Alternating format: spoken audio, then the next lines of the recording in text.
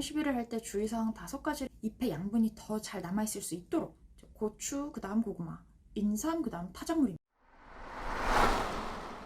안녕하세요. 농사백단의 유신 매니저입니다. 이번 시간에는 농사 중 반드시 해야 할 것 4가지 중에 지난번에 말씀드린 2가지 빼고 나머지 2가지 말씀드리도록 하겠습니다. 지난번에는 토양 검정 그리고 토양 살균, 토양 살충에 대해서 말씀을 드렸는데요. 이번 시간에는 연면 시비 그리고 윤작에 대해서 말씀드리도록 하겠습니다. 연면 시비를 먼저 말씀드리면 연면 시비는 작물의 양분이 좀 많이 요구되는 시기, 그리고 어떤 결핍이 발생됐을 때 양분을 물에 녹여서 작물에 재빨리 공급해주는 농사에 정말 중요한 작업입니다. 그런데 이 연면 시비를 해보시는 분들은 아시겠지만 이 표가 연면 시비를 하는 양입니다. 1000배 이런 식으로 들어가게 되는데요. 그러니까 상당히 한 번에 다량으로 시비가 불가능한 방법입니다. 그렇기 때문에 기본적으로는 양분을 밑거름을 통해서 충분한 양을 공급을 해주셔야 합니다. 특히 이게 칼슘이나 황이나 대부분의 미량원소 같이 이동 속도가 느린 양분은 충분한 양을 작물이 흡수할 수 있는 충분한 시간을 줘야 하기 때문에 반드시 밑거름으로 넣어 주셔야 합니다. 그런데 이동성이 느린 작물은 결핍 증상이 그럼에도 비교적 발생하기가 쉽습니다. 그래서 결핍 증상이 발생하고 했을 때는 연면 시비를 통해서 작물의 상단부에 직접적으로 재빠르게 공급을 해주시는 것이 중요합니다. 추가적으로 연면 시비를 할 때 주의사항 5가지를 말씀을 드리려고 하는데요. 농약 혼용 가능 여부, 전착제 사용, 살포 위치, 시비 환경, 그리고 희석 농도입니다.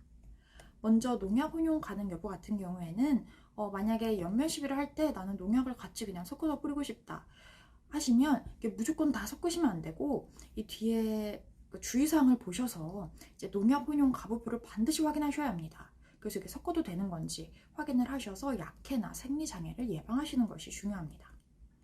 그 다음으로 살포 위치인데요. 이 연면 시비에 대해 검색을 해보면 이 잎의 윗면, 큐티클층은 양분 흡수를 못하고 이 뒷면에 기공이 있기 때문에 뒷면으로 연면 시비를 해야 작물이 흡수할 수 있다라는 그런 글들을 찾아볼 수가 있습니다. 그런데 이 작물의 앞면 큐티클층에도 확산 현상 등으로 인해서 작물이 양분을 흡수할 수가 있습니다.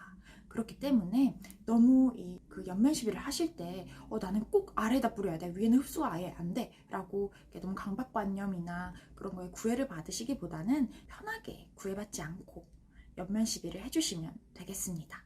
그런데 연면 시비를 해주실 때 보시면 이 사진처럼 큐티클층에 이렇게 액체가 송글송글 이렇게 맺히는 거 보실 수 있고 또르르 굴러 떨어지기도 하고 그런 걸 확인하실 수 있는데요.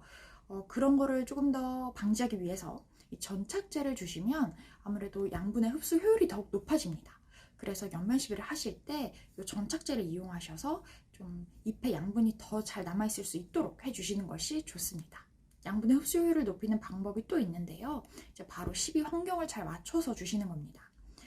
적당히 습하고 그러니까 너무 과습하거나 너무 건조하지 않은 환경에서 또 바람이 잘 불지 않는 환경에서 이 연면 시비 액체의 증발이 비교적 적습니다.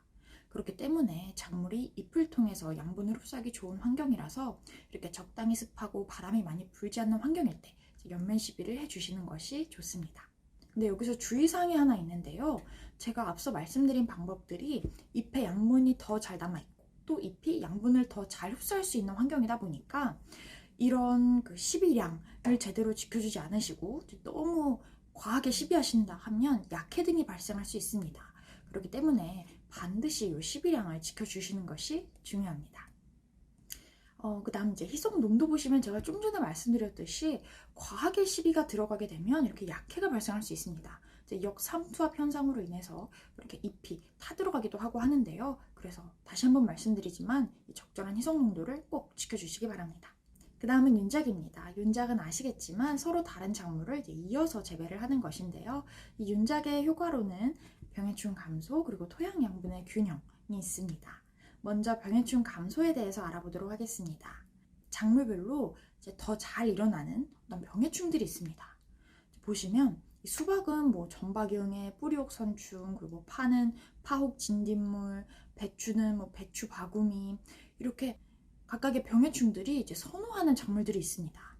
그래서 같은 과의 작물을 계속 재배한다 하면 이런 특정 병해충들이 번식하기 너무 좋은 환경을 만들어주는 것입니다. 그렇기 때문에 좀 다른 과의 작물을 이제 섞어 재배하셔서 특정 병해충들이 이제 자리 잡지 못하도록 해주는 것이 중요합니다.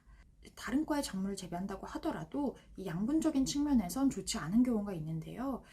유명한 예가 바로 고추, 그 다음 고구마, 인삼, 그 다음 타작물입니다. 왜일까요? 이제 바로 고추는 다비성 작물입니다. 비료가 많이 들어갑니다. 근데 그 다음에 고구마를 키운다. 그럼 고구마가 웃자람이 일어나겠죠. 웃자람이 일어나니까 정작 고구마는 잘 크지 않는 현상이 발생합니다.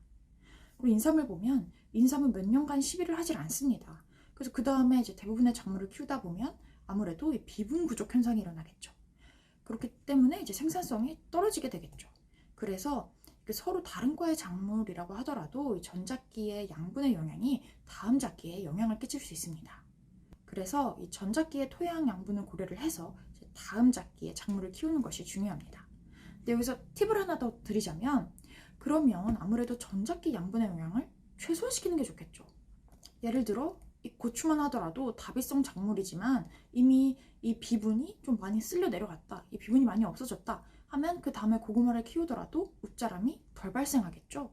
그래서 이 전작기의 비료 영향을 최소화시키기 위해서 완효성 비료, 늦게 터지는 완효성 비료를 쓰시기보다는 좀 빨리빨리 작물이 흡수하고 빨리빨리 이제 사라지는 속효성 비료를 추천드립니다. 그래서 제가 말씀드린 이제 연면 시비와 윤작의 뭐 주의사항 등이나 팁 등을 고려를 하셔서 올해 농사는 고품질 다수확하시길 바라겠습니다. 감사합니다.